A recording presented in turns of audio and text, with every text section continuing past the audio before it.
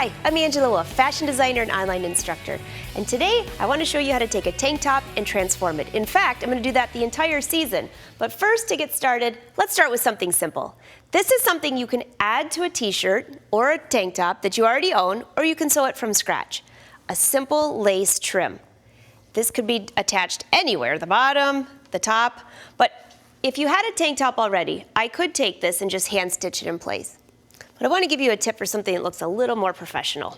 So here I have a t-shirt, well actually a tank top. It was a t-shirt, I left the sleeves off. Here's the neckline that's raw. I have the binding, which came with the pattern, but it's basically the circumference of the neckline minus 1 inch. I already have it pressed in half, ready to go. But in order to get that lace into the seam, I will line it up very close and pin it in place just inside the seam allowance. The idea is that you want to hide this area here. This is the top of your lace. One more thing I want to point out, there's so many different lace trims right now.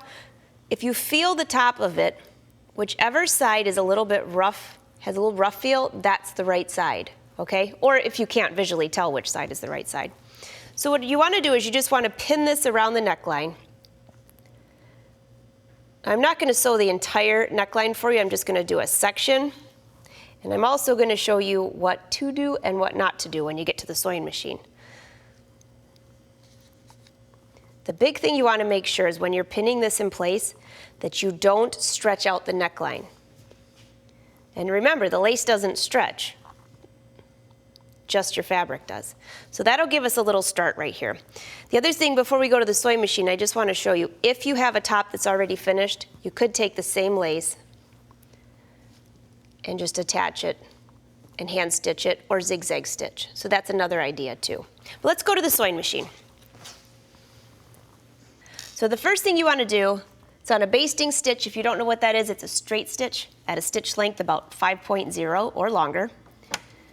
And I'm just stitching right in the center of this lace trim.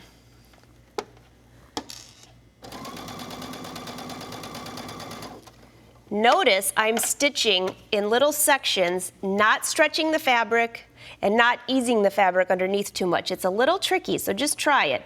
I'm holding my finger here and allowing it to stitch together. I'm going to do a little more section, and then I'm going to show you what not to do. Sometimes I think that's more important than knowing what to do, right? Okay, so I'm going to stop about right there. I have a little notch where my center front is.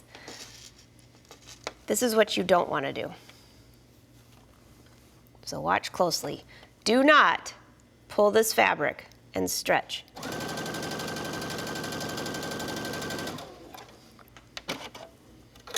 So I'm going to show you both before I attach the binding. So this right here is the section that lays nice and flat. What happened when we stretched it? Look at all of the wrinkles on here. So that's why you don't want to stretch it. So I'm not going to finish that section. I'll be pulling that out anyways.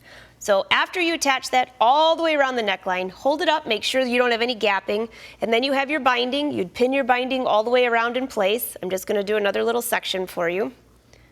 So here's the binding. And this time you're going to stitch a little bit further over. You can analyze your seam allowances from the side here. So if I know that this edge of the fabric is right to the edge of the foot, I'm going to go over just a little bit further with this. And you'll attach your entire binding. I usually like to baste it in place first. Now the only difference is with the binding, you are going to stretch a little bit, just a little bit, because you're attaching this just like you would a regular shirt. Let's just see what we have here. So to keep it straight, don't stretch the shirt while you're attaching the lace. Do stretch the binding just a little bit to prevent that gapping. And this is what you end up with. So on the back side, when I'm all finished, I will hold this tank top up, make sure nothing's stretched out. Let me see if I can get this around so you can actually see what you're looking at. Once it looks good, if you have a serger, I would run this through the serger, finish the edge, or you can go to the sewing machine with a straight stitch with stretch thread, and that will accomplish the same thing. That's how easy it is to insert lace into the neckline of your tank top.